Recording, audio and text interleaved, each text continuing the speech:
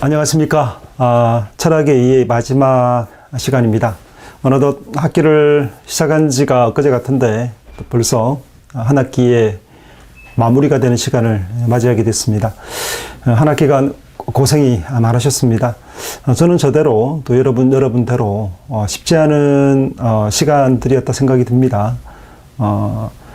공부하는 일들이 오프라인에서 공부하는 것과 다르게 낯설고 또 힘들었으리라 생각을 합니다. 특별히 1학년에 해당하시는 분들께서는 아마 좀 충격적이었을 거라 생각이 듭니다.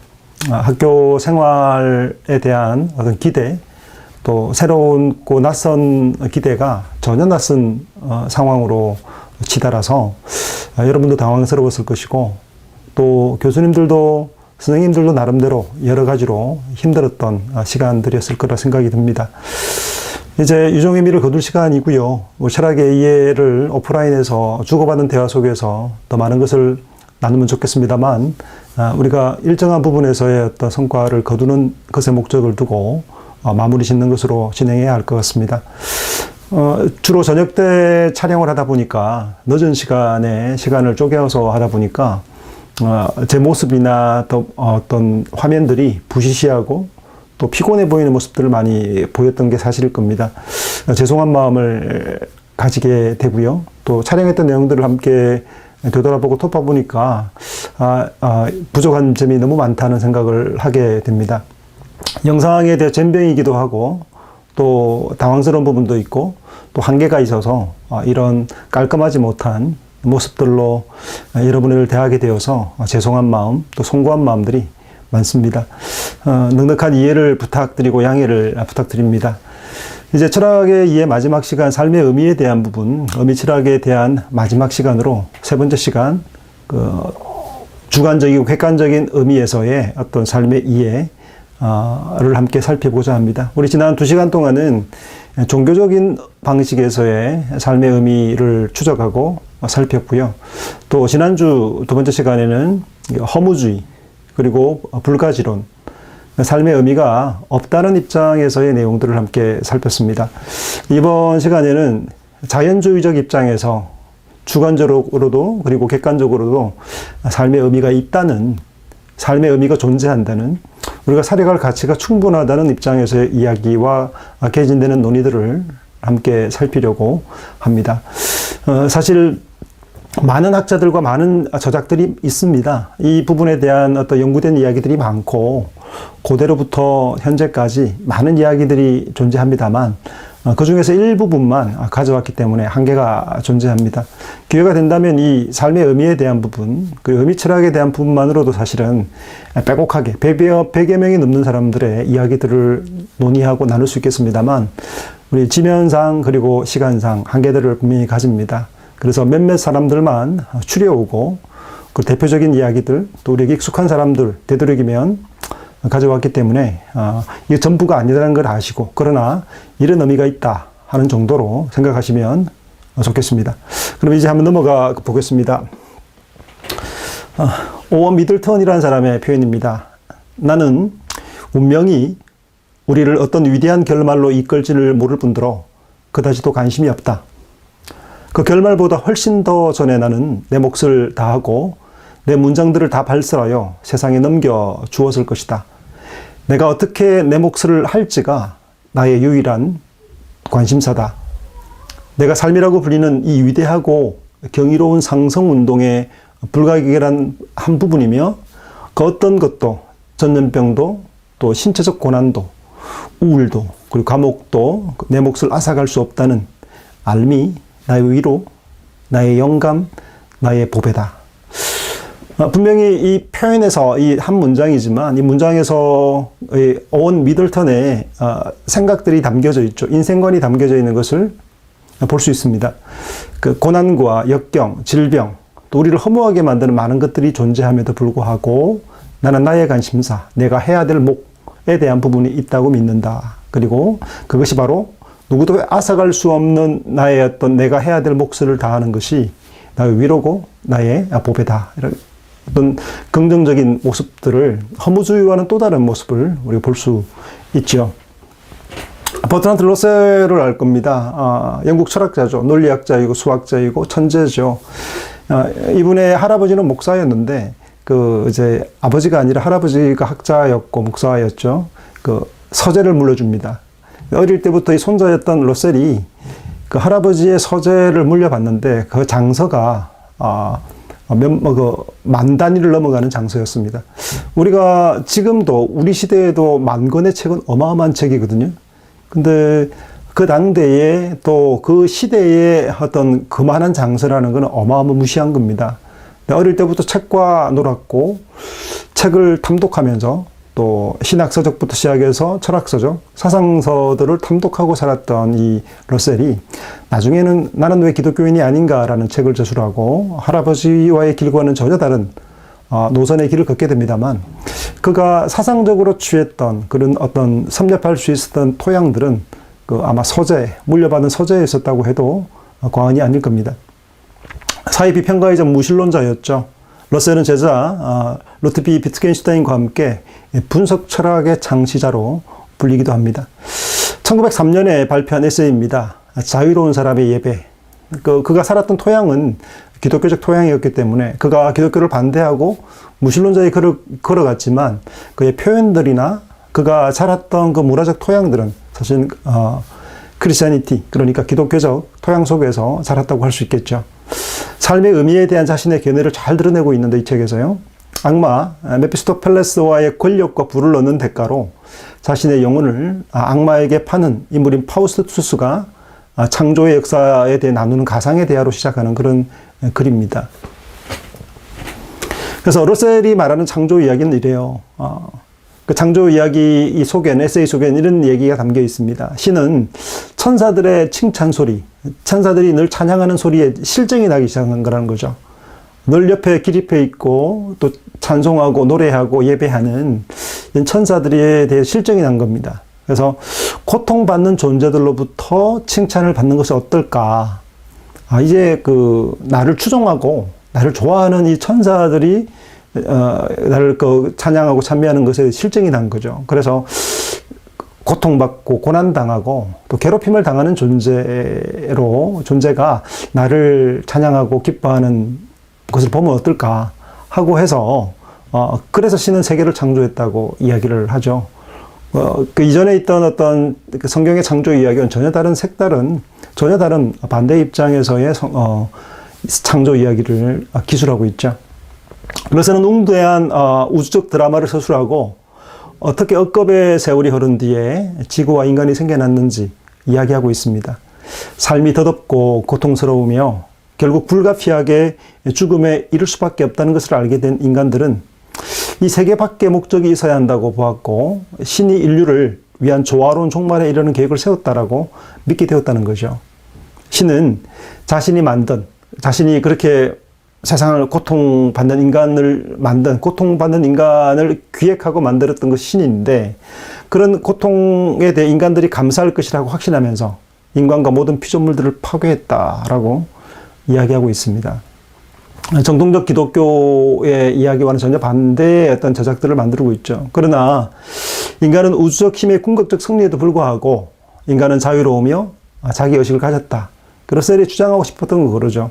그러니까 신이 만든 세상, 이렇게 고통스러운 세상을 만들 리가 있나.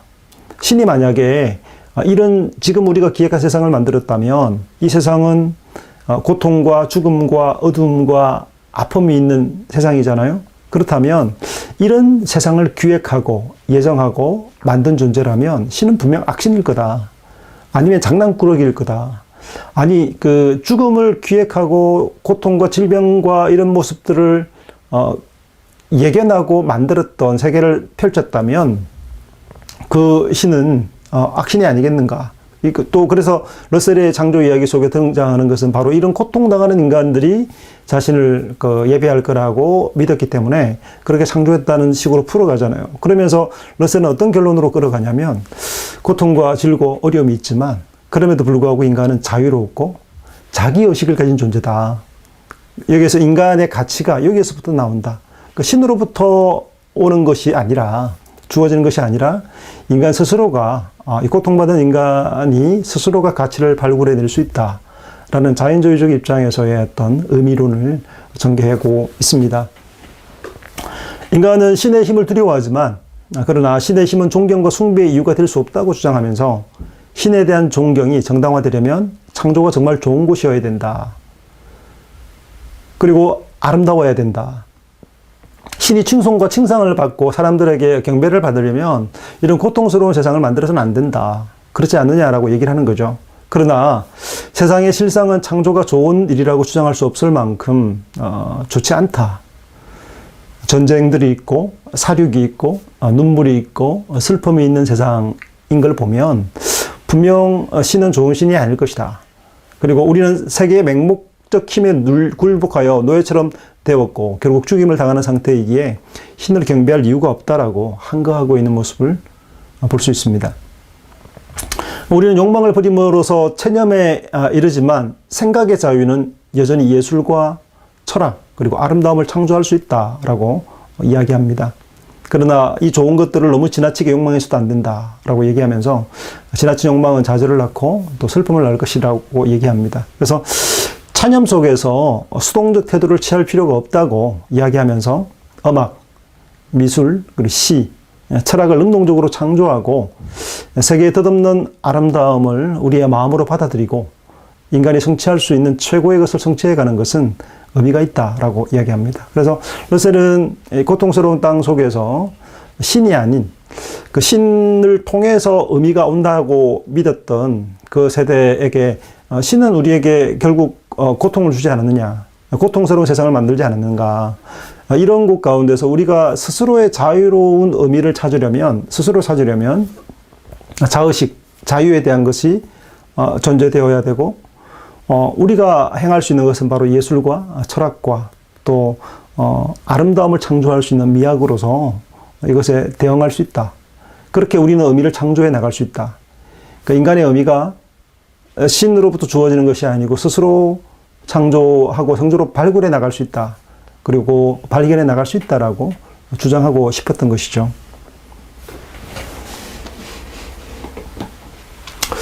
그래서 비극의 아름다움이라고 표현을 하는데요. 그러니까 우리의 정신 속에는 우리의 운명과 비극에 맞서 창조하는 아름다움을 발견하고 이런 방식으로 자연의 힘을 정복해야 한다고 보았습니다. 삶은 비극이지만 항복할 필요가 없지 않느냐. 비극을 비극대로 맞아들이는 거죠. 도리어 우리는 비극의 아름다움을 발견하고 끌어안을 수 있어야 한다. 고통도 그런 뒤에 말이 붙잖아요. 고통의 아름다움, 그럼 고통의 미학. 예, 그러니까 아름다움을 그 슬픔과 좌절의 아름다움.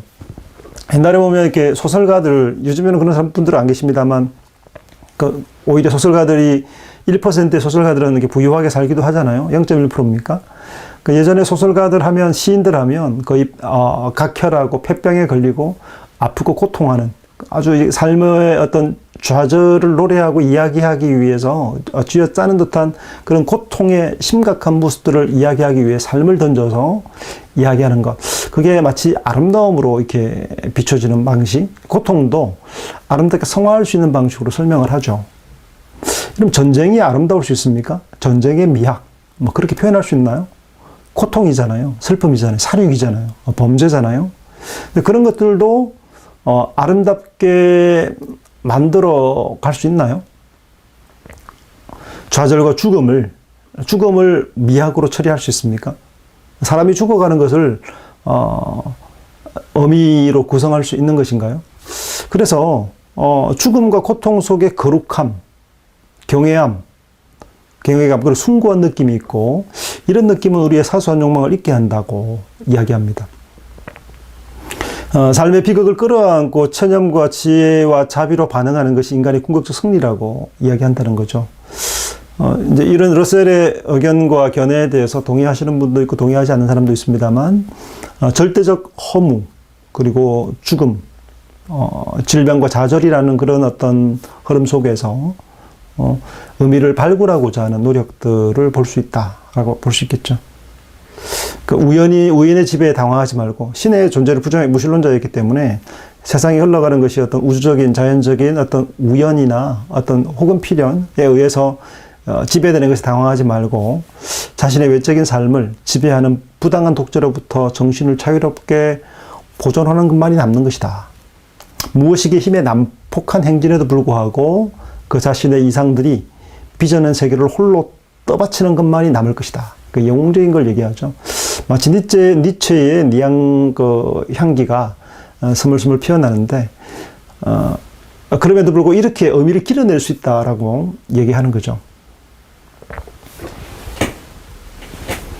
그 다음은 장폴 사르트르입니다. 그래서 지금 우리가 지금 다루고 있는 버트란드 러셀이나 장폴 사르트르 같은 경우에는 그 자연주의적 삶의 의미를 구가할 때 이 주관적 의미를 강조합니다. 실존적 의미, 주관적 의미를 강조하는 거죠. 개인적 의미, 주관적 의미.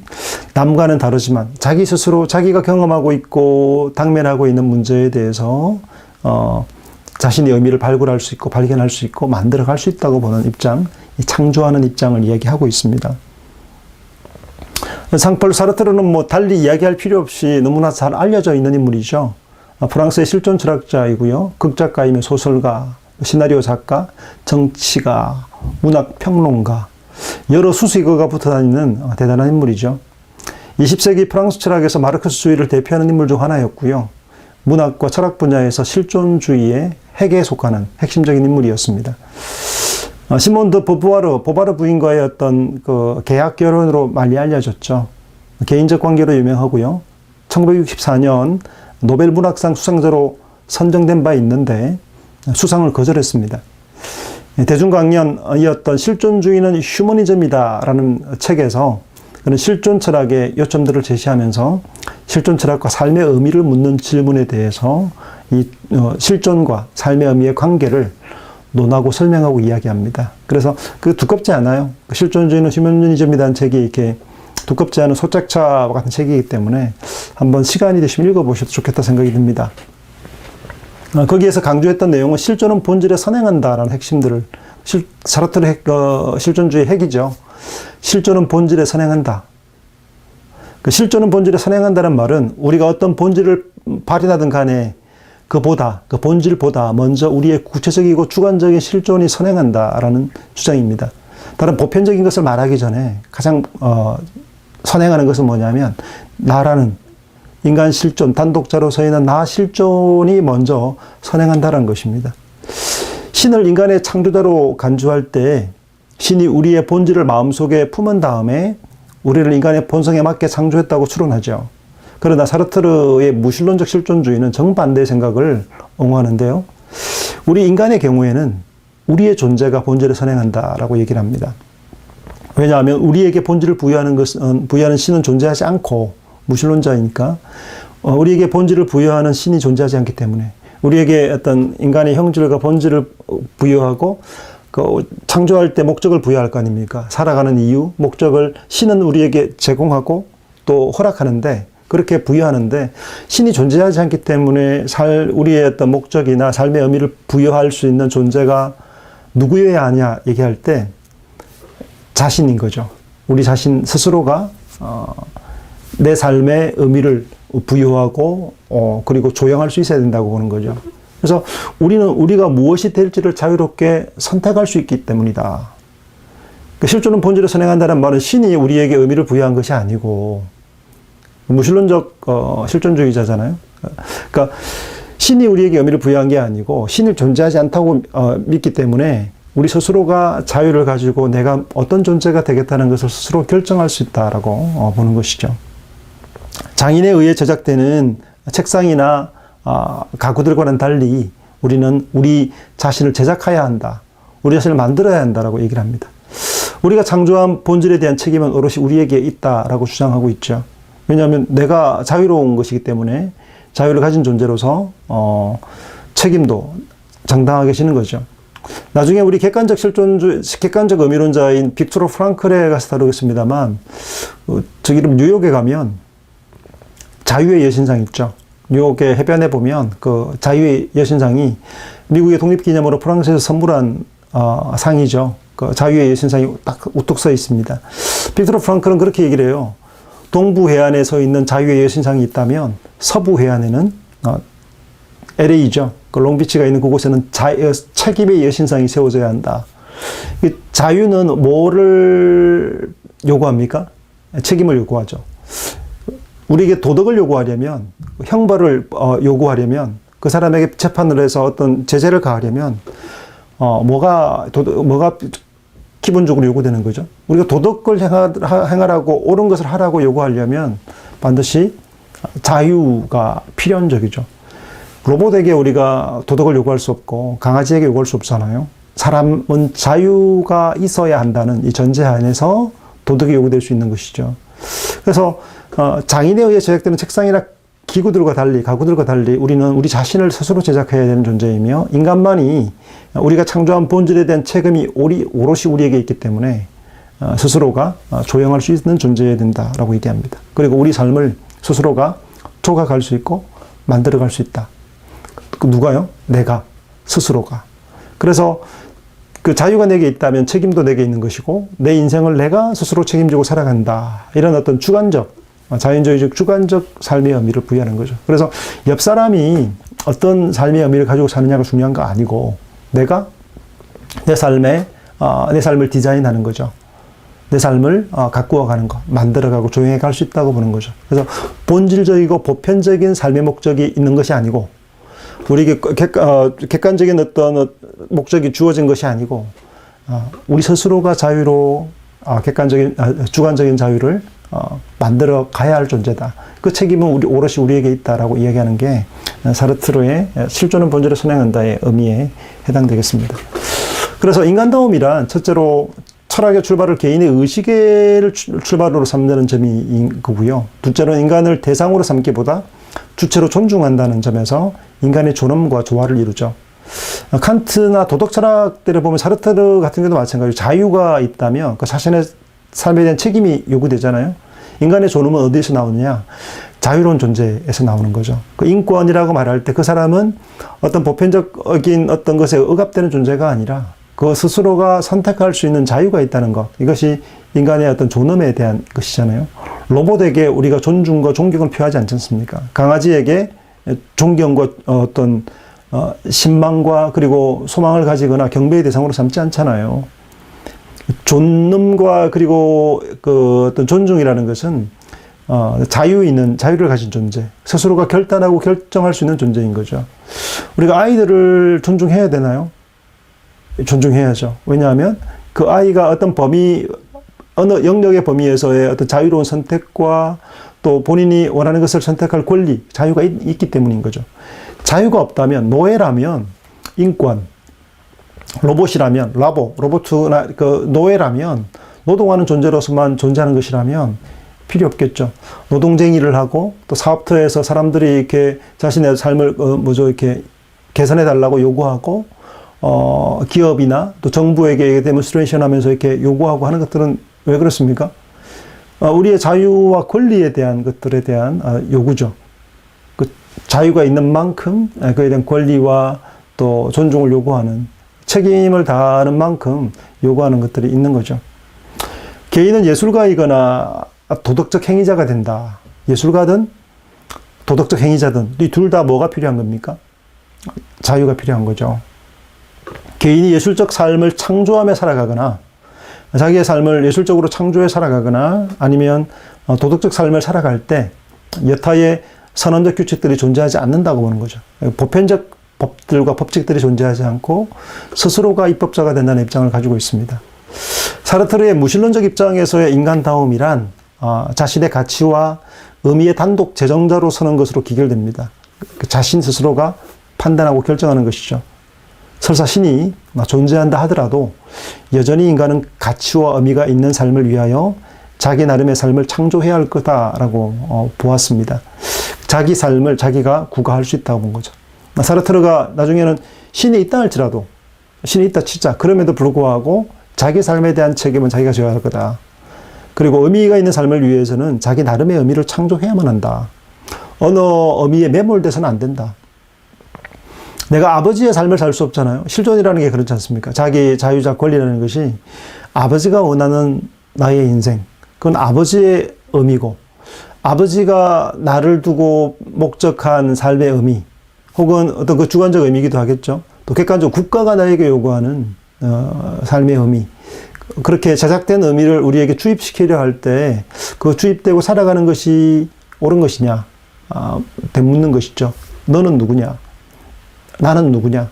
나는 왜 사느냐라는 어떤 실존적 질문 앞에서 실존이 본질에 선행한다. 보편적인 가치나 어떤 객관적 가치보다 주관적인 가치, 삶의 의미, 나의 실존이 더 우선한다고 보는 것이죠.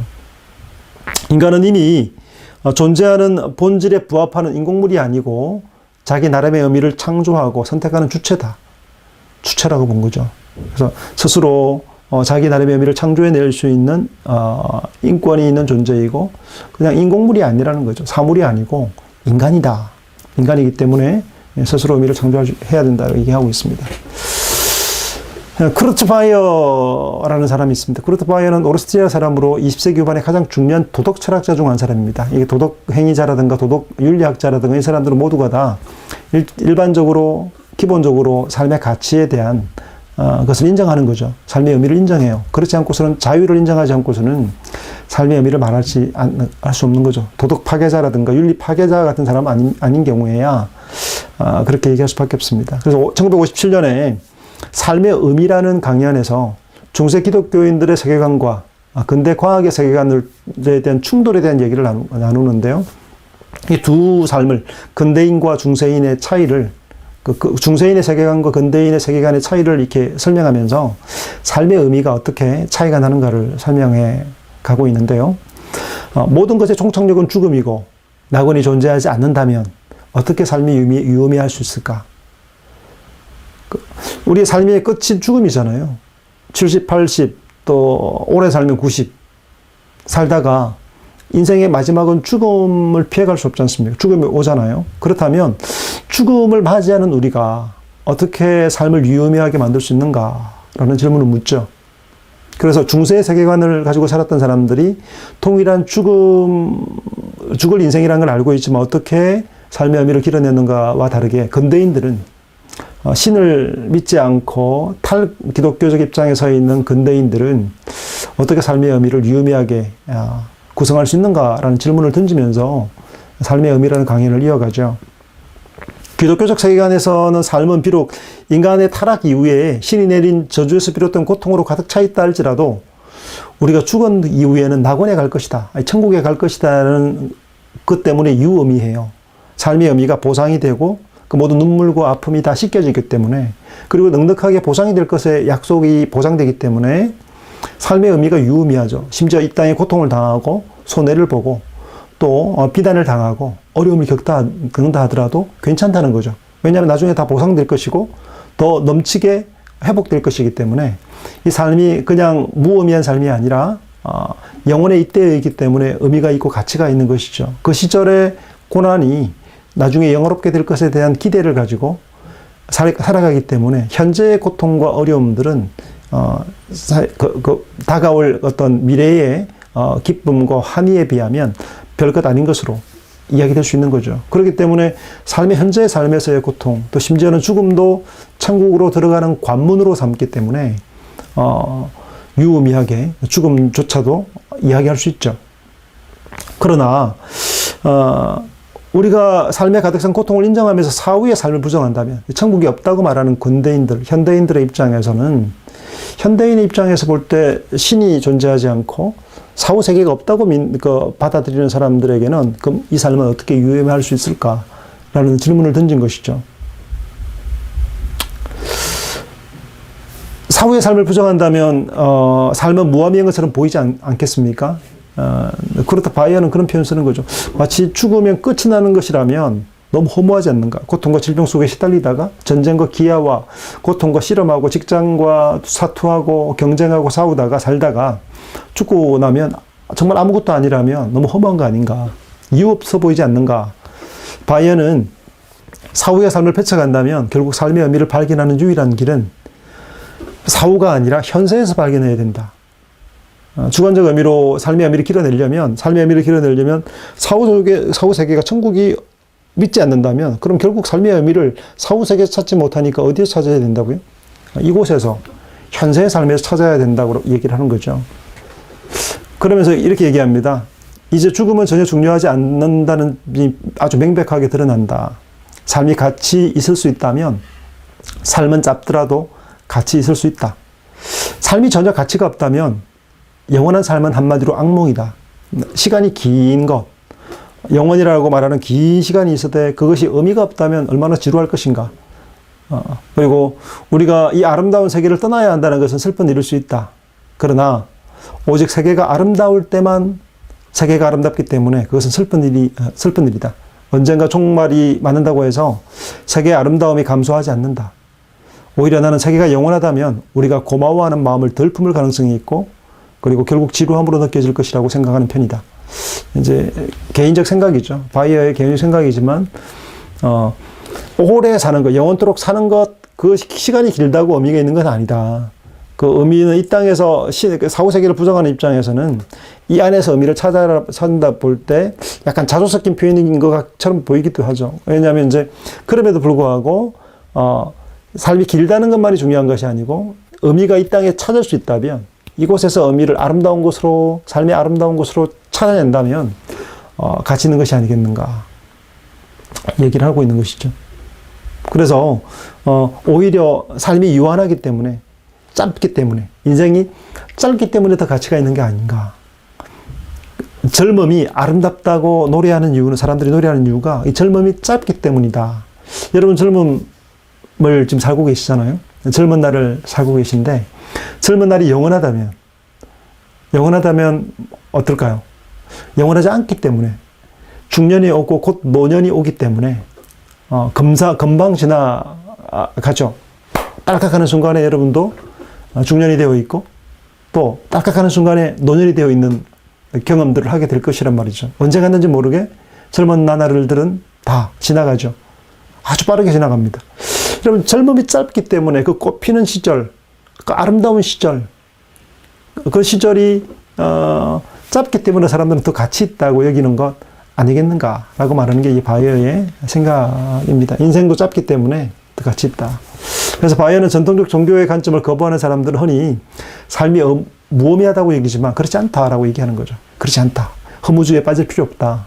삶의 의미를 길어낼 수 있다. 왜냐하면 의미의 조건이 세 가지가 있는데 과학적 세계관은 그 조건들을 충족시킬 수가 없다고 생각하기 때문이라는 입장인데요. 첫 번째가 우주는 이해 가능해야 하고, 둘째로는 삶의 목적을 가져야 하고, 세 번째가 인간들의 희망들은 충족되어야 하기 때문이다 얘기합니다. 기독교적 관점에서 이 조건들은 모두 충족됩니다. 따라서 기독교 세계관을 수용하든지 삶이 무의미하든지 둘 중에 하나를 받아들여야 된다고 강요한다고 과학적 세계관은 얘기하죠.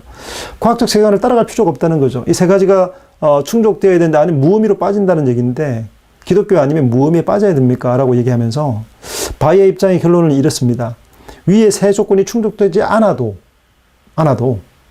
우주를 이해할 수 없어도, 이 세상을 이해할 수 없어도, 세계가 넓잖아요. 인간에 대한 탐색과 이해가 지금까지 이어져 오지만 다 알지 못하잖아요. 삶의 목적 압니까? 왜 태어났니? 왜 사니? 잘 모르겠어요.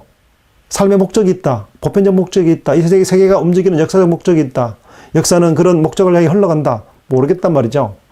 인간은 희망들은 충족되어야 된다. 희망이 어떻게 충족됩니까? 소망이 충족됩니까? 내가 바라는 욕망들이 다 충족됩니까? 그런 세상이 옵니까? 모르겠단 말이죠. 그러나 이 셋 중에 하나도 충족되지 않아도 유의미한 삶을 살 수 있다라고 보는 거죠. 과학적 세계관을 대입했을 때 세 가지가 충족되느냐? 우주 이해 불가능해요. 삶의 목적을 모두 설명하기 힘들어요. 소망은 있다고 말하지 않죠. 유토피아를 말하는 반면에 디스토피아를 말하고 희망과 전성을 말하기 전에 절멸과 절망을 얘기하잖아요. 양날의 칼처럼 얘기하지 않습니까? 어떻게 희망을 얘기할 수 있을까요? 완벽하게 말할 수 없단 말이죠. 양자택일해야 된다 얘기하는데 그렇지 않다 말하면서 도리어 그는 기독교 세계관을 배척해야 되는데 주관적이고 개인적 세계관을 방해하기 때문이다. 내가 스스로 삶의 의미를 구가하는데 이 보편적 삶의 목적과 유의미한 것과 우주에 대한 이해, 이것들을 제시하고 제공하는 기독교 세계관은 배척해야 한다라는 입장에서 주관적 의미를 이제 길어내고 있죠. 헬즈 반스라는 그 여성학자입니다. 콜로라도 대학에서 오랫동안 철학 교수로 일했는데요. 그는 프랑스의 실존 철학을 영어권에 소개하는 데 기여한 인물입니다. 그래서 미국에서 강의하고 또 다른 사람임에도 불구하고 프랑스의 어떤 철학들을 미국에 이식했던 인물이죠. 에세이 절망의 뒤편에서 인본주의적 실존주의적 표명을 하고 있습니다. 인본주의적 실존주의는 신의 현존, 내재적 상위의 의미, 안심을 주는 절대자를 받아들이지 않는다. 그러나 우주가 무의미하다는 사실에서 내 삶조차 가치가 없다고 결론을 내리려는 것은 오류라고 주장한다. 그래, 우주가 무의미하다는 사실, 그래, 객관적 세계가 어떤 의미가 있는지 모르겠다는 그 사실, 그래서 그것이 어쩌다는 거야. 나는 내 삶을 그럼에도 불구하고 삶의 의미를 유의미하게 찾아갈 수 있다라는 입장을 이야기하고 있습니다. 우주가 우리에게 무관심한다 하더라도, 세상이 나를 몰라준다 하더라도, 아니 친구가 나를 몰라준다 하더라도, 엄마 아빠가 나를 인정하지 못한다 할지라도 그래 괜찮아. 나는 내 의미를 내 스스로 창조해 갈 거야. 학교가 나를 못 알아봐 주다니, 아니 올 F를 주다니, 아니 나를 꽈락시키다니, 나를 이렇게 배제하다니, 직장이 세상이 나를 이해하지 못해도, 우주가 나를 설명하지 못하고 내게 어떤 것들을 제공하지 못하더라도, 무관심하더라도 우리 자신과 타인에게 우리의 삶은 내재적 가치, 개인으로서의 내재적 가치를 스스로 가질 수 있다라고 주장하고 있는 것이죠. 그래서 삶은 무의미하지만, 반스는 메를로퐁티를 인용해서 이렇게 얘기합니다. 삶은 무의미하지만 우리의 몫은 삶을 유의미하게 만드는 것이다. 우리 앞에 다가서는 세상은 마치 백지처럼 무의미한 것처럼 보이고 아무것도 없는 것은 험한 것처럼 보이지만, 그게 뭘 해야 한다고요? 삶 유의미하게 만들고 데코하고 제작하고 만들어 가야 한다라고 얘기하는 거죠. 당신이 살기 전에 삶은 아무것도 아니다. 네가 그곳에 들어가서 삶을 만들어내기 전에는 아무것도 아닌 거다. 그러나 당신 몫은 삶의 의미를 부여하는 것이다. 가치란 다름이 아니라 당신이 선택하는 의미다. 가치라는 것은 당신이 의미 있다, 좋은 것이다 라고 말하면 그것이 가치다. 그것이 가치 있는 것이다. 지나가는 돌이라도 그 돌을 하나, 아무도 거들떠 보지 않은 돌이지만 그걸 당신이 가치 있게 가치를 부여하는 순간 그 돌은 가치 있는 것이 된다.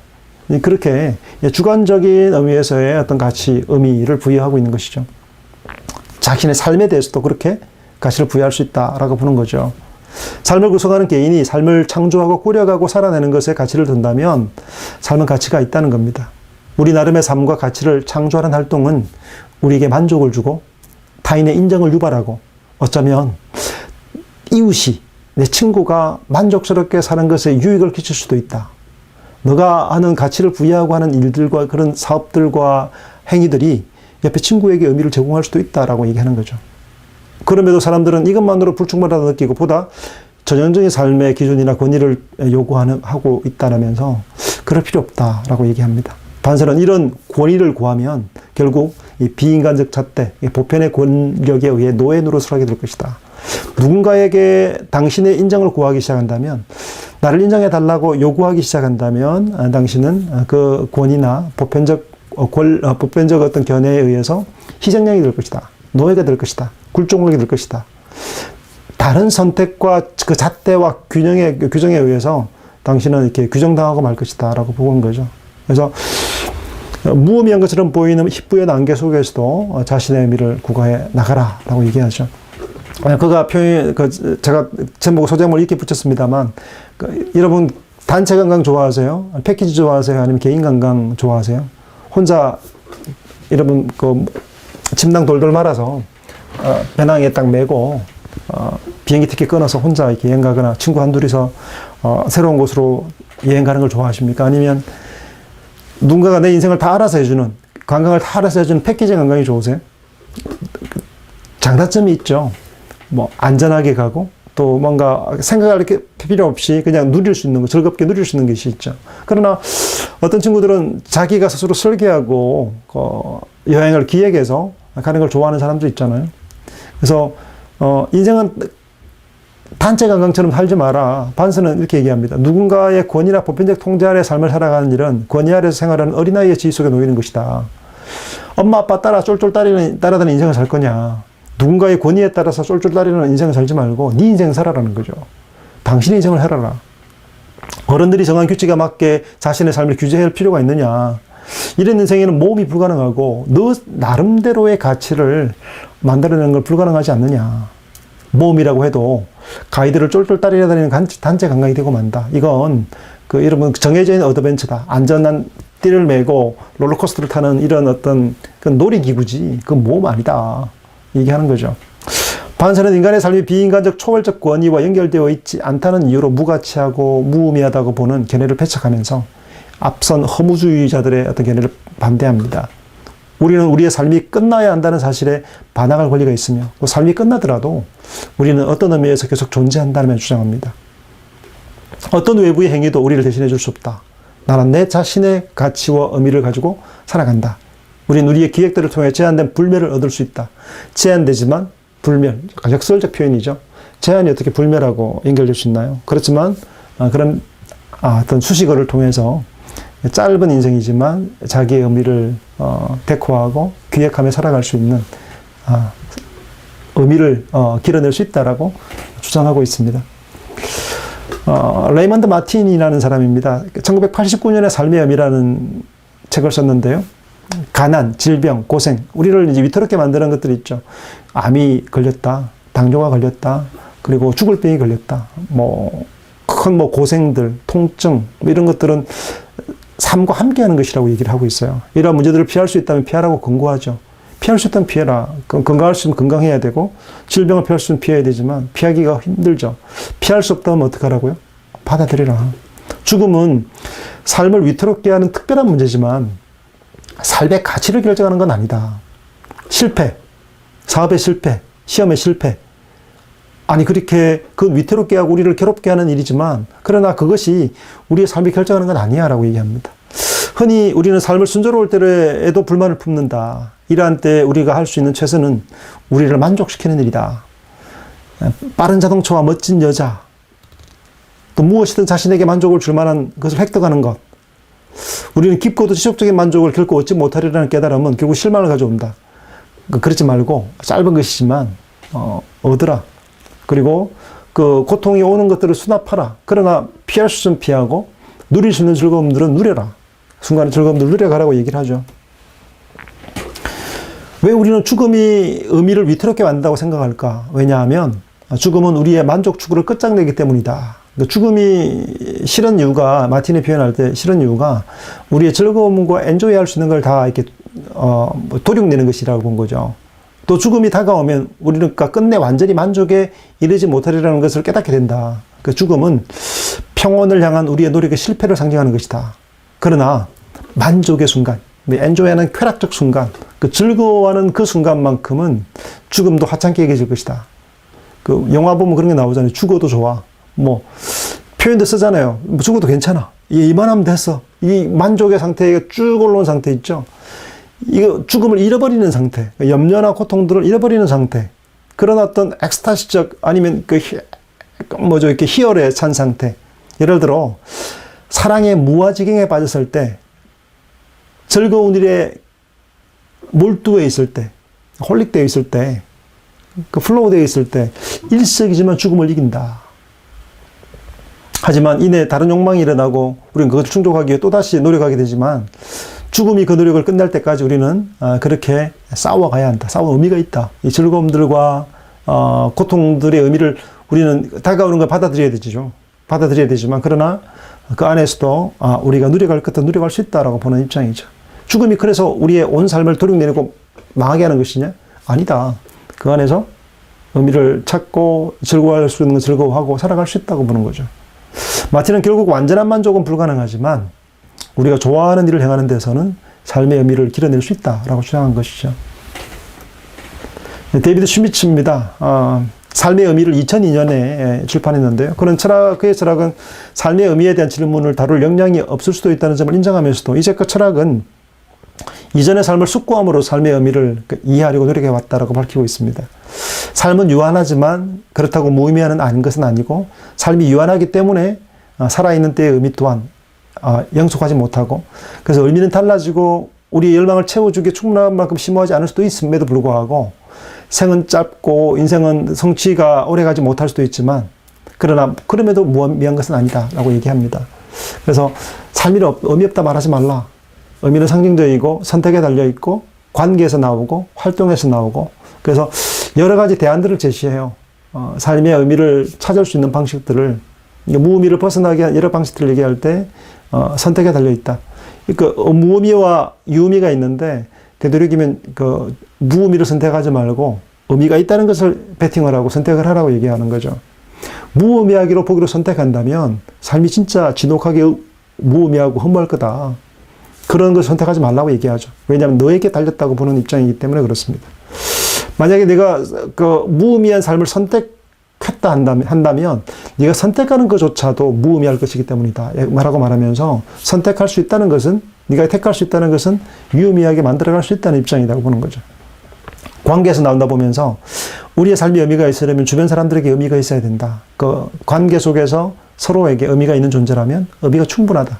한 사람이어도 사랑하는 사람이 있고 사랑하는 부모가 있고 누군가의 관계가 있다면 유의미한 것이다. 한 사람 관계에서 오는 의미도 세상과 바꿀 수 없는 것이다 라고 얘기하고 있는 것입니다. 의미는 활동에서 나온다 말하면서 외부 세계와 접촉하는 모든 활동과 관련이 있다. 일에서도 의미를 찾고요. 내가 하는 취미생활에서 의미를 찾고 많다는 거죠. 그래서 삶에 몰두하는 모든 곳에서 의미를 지닐 수 있다라고 얘기합니다. 빅토르 프랑클은 주관주의적 입장과 객관적 의미 모두를 포함합니다. 그래서 사람들은 이 빅토르 프랑클을 자연주의 주관적 의미를 하는 실존주의로 분류하는 사람도 있고요. 아니 보편적 입장에서 객관적 의미로 분류하는 사람이 있습니다. 저는 이 객관적 의미로 분류하는 입장으로 처리하고 있는데요. 빅토르 프랑클은 의학 박사이자 너무나 잘 알려진 사람입니다. 오스트리아 신경학자입니다. 심리학자이기도 하고요. 홀로코스트의 무시무시한 위협 속에서 구사일성으로 생존한 인물입니다. 죽음의 수용소라는 책을 해서 잘 알려져 있는데 베스트셀러죠. 수십 개국으로 번역된 책이죠. 빅토르 프랑클이 이제 원고 뭉치를 이제 자기가 쓰고자 하는 원고 뭉치를 잃어버렸습니다. 잃어버리고 이제 수용소로 끌려갔는데 수용소 들어가는 순간 뭡니까? 모든 게 다 박탈되죠. 자신의 존재가 다 사라져요. 예전에 의학 박사였던 심리학자였던 자신의 존재가 다 번호표로 바뀌죠. 여러분 군대 가시는 남자 학생들은 아시겠습니다만 군대 입대 훈련소에 들어가면 자기 이름 없어요. 번호표만 있습니다. 번호가 이름을 대신하죠. 나의 존재는 모두가 다 내가 바깥에서 어떤 존재였던 건 상관없어요. 수용소에 들어가는 순간 하나의 번호표 달리 몇 번에 불과합니다. 아무것도 아니에요. 그 불쏘시개처럼 그냥 그 가스실로 들어갈 수도 있고요. 사라질 수도 있는 존재. 아무것도 아닌 존재예요. 무의미한 존재처럼 비추어지는 그곳 가운데서 모든 게 자유가 차단됐잖아요. 아무것도 할 수 없어요. 죽음이 내일이 기다릴 것이라는 위협 속에 살고 있고 내일을 기약할 수 없는 차단된 상태. 그런 무시무시한 상태 속에서 수용소의 사람들을 관찰하기 시작하면서 그는 아주 대단한 것을 발견하게 되는데 그곳에서도 노을이 지고 석양이 깃들어 태양이 내려갈 때 놓을 때 굶주리고 배고프고 피골이 상접한 상태의 그 사람들이 기타를 치면서 노을을 그 자연을 노래하고 기쁨을 노래하는 모습을 보면서 인간이란 도대체 뭔가? 인간은 어떤 역경과 어떤 상황 속에서도 삶의 의미, 그 시간의 의미를 즐거워하고 내일 곧 죽음이 닥칠지 몰라요. 카포에 의해서 끌려나가 죽을지도 몰라요. 내일 SS로 갈지도 몰라요. 그럼에도 불구하고 오늘을 의미 있게 노래를 부르며 살아갈 수 있는 존재라는 걸 보면서 마지막 자유로 유명한 자유를 얘기하죠. 태도의 자유라고. 모든 게 다 박탈된 죽음의 수용소는 모든 게 차단된 곳에서도 자기가 삶의 의미를 선택할 수 있다고 보는 입장을 취하는 거죠. 어떤 부분은 주관적인 의미도 포함되어 있고 프랑클은 나중에 보면 경험 가치, 창조 가치, 태도 가치라 얘기하는데 이 객관적 가치들을 제시해요. 그래서 프랑스는 주장하기를 인간 실존은 자유로움의 삶의 방식에 대한 책임이 있다 말하면서 이런 측면에서 그는 나름의 의미 창조를 권하는 실존주의나 주관자와 닮았지만 하지만 주관주의보다 객관주의자에 가까운데 왜냐하면 결국 객관적 가치들이 존재하고 누구에게나 의미를 제공할 수 있는 것들이 이 세계에 존재한다고 본 것이죠. 상담을 하면서 한 노인이 찾아왔습니다. 곧 죽음에 임할 사람이에요. 그리고 임할 사람인데 자기 아내가 먼저 죽었습니다. 아내와 함께 살아왔던 그 유일한 관계가 끊어졌을 때 절망하고 좌절할 때 그 할아버지한테 그렇게 얘기를 하죠. 할머니와 그 이제 연인 사이에서, 부부 사이에서 이제 그 노년을 함께 살았던 사람이 사라져 갔을 때, 이 얘기를 하는 거죠. 내게 남은 것이 아무것도 없다. 이제 난 살만한 가치가, 이유가 없다라고 얘기했을 때, 과거에 대한 얘기를 해요. 과거. 할아버지가 할머니와 살았던 삶의 과거와 추억들. 이 과거라는 것은 우리는 지나가 버리신 것으로 그냥 이렇게 생각하기 쉽습니다만, 노인들이 앨범을 보면서 기뻐하잖아요. 즐거워하고, 옛날을 추억하잖아요. 누구도 앗아갈 수 없는 객관적 팩트로서의 개인적 역사와 사실, 그것들을 앗아갈 수 없는 가치라고 얘기하는 거죠. 추억이라는 것들도, 과거라는 것조차도, 미래 가치를 얘기해요, 프랑클이. 그러나, 현재만 집중할 것이 아니라 모든 삶의 내용들이 누구도 앗아갈 수 없는 가치로 존재한다라고 얘기를 해요. 경험 가치로 얘기를 하는 거죠. 그래서 좋음, 아름다움, 타인을 사랑함, 창조 가치도 있습니다. 새롭게 도전하는 일, 이 빅토르 프랑클 같은 경우는 나이든 노인의 때에도 배우는 걸 좋아해서 등산, 우리는 등산하면 이제 하이킹을 생각하죠. 그냥 트레킹처럼 쭉 올라가잖아요. 한국 주변 산들이 얼마나 잘 됐는지 모릅니다. 그래서 편안하게 걸어갈 수 있고 올라갈 수 있죠. 그러나 이렇게 프랑클이 말한 등산은 암벽 타기 같은 거 비슷해요. 줄 타고 올라가는 거 있죠. 나이 든 사람이 그거 위험하잖아요. 근데 끊임없이 도전하는 것, 창조 가치, 새로운 것들에 도전하고 하는 것들의 가치를, 이건 객관적 가치라고 보고 있는 거죠. 태도 가치, 죽음의 수용소에서 말하고 있는 결정적 가치인데, 불가피한 고통을 마주할 때도 잃지 않을 가치가 있다. 잃어버릴 수 없는 가치, 그건 태도 가치다. 그래, 내가 죽음이 다가온다 하지만 내가 어떤 태도를 취할 것인가 하는 것이 마지막까지 빼앗기지 않을 자유라고 이야기하고 있는 것이죠. 데리 이글턴이 핫한 사람입니다. 최근에 다작가이기도 하고요. 삶의 의미, 소책자로 나와 있습니다. 책 세상인가요? 그게 출판된 책인데, 삶의 의미에 대한 자연주의적 객관적 삶의 의미를 길어내고 있는 인물인데요. 예전에 빅토르 프랑클이 역할을 했다면 이제 데리 이글턴이 이제 그 역할을 하고 있습니다. 한번 사서 보시면 좋겠습니다. 예, 이 책이네요. 네. 수전 울퍼가 이제 하버드 대학 교수죠. 최근에 나왔던 책, 프린스턴 대학 교수죠. 그죠? 네.